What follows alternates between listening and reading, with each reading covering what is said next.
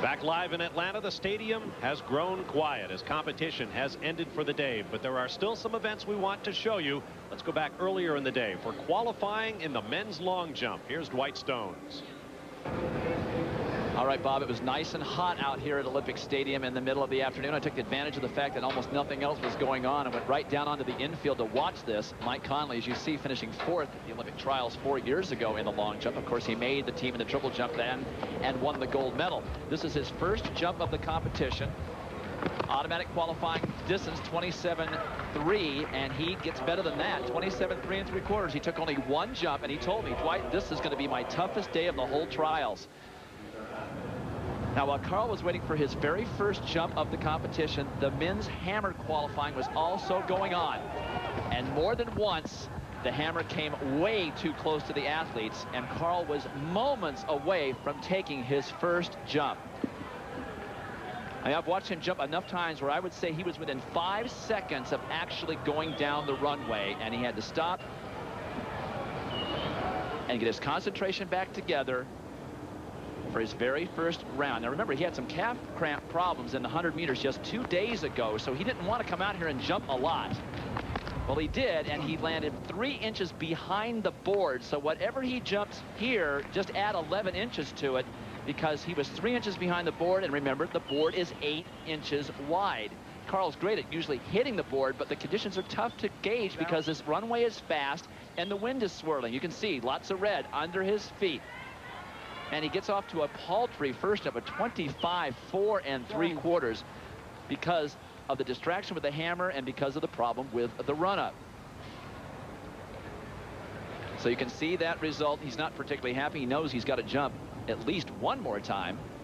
And then up stepped Mike Powell, the world and American record holder. Remember, he broke Bob Beeman's incredible record 5 years ago at the World Championships in Tokyo. He didn't like his first jump where he jumped 26.7 3/4, so he thought, what the heck, I'll take another one. It's a good thing he did, because his confidence was bolstered dramatically by this jump. He matches Conley with an automatic qualifier here in the second jump. Now, he got a lot more of the board than Carl did. He had about 1.5 inches to spare. That's where he wants to be. Made the adjustment. This is the first time he's ever been on this runway, and it is lightning fast. Powell, having suffered from a lot of injuries the last couple of years, finishing 3rd at the World Championships last year, the worst American finish in a championship long jump in over 40 years. But he is easily into Wednesday's final with that mark. Now, Carl had another poor jump in the second round. It was an improvement, but he didn't feel confident that it was far enough to get him into the final, so he took this, his 3rd of only 3 jumps that they get in the qualifying. He looked much smoother down the runway this time, still didn't hit the board, but it was a much better jump. I talked to him after it, and he said he felt much smoother. His rhythm was good. His calves did not cramp at all today, and he still has 2 days to rest. This is classic Carl sprinting form. He's the fastest man on the runway, obviously, in the long jump. And he steps down, barely gets the end of that board. Add 8 inches to this mark, and he's over 27 feet. He's tall, he's fast, his technique is excellent.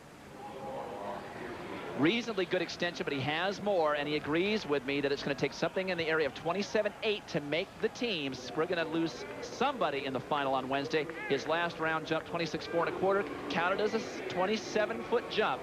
He is right in the hunt. Here are the athletes advancing to the final in the men's long jump. Powell, Conley, Walder, Street, Thompson, Green, and Lewis. Interesting group.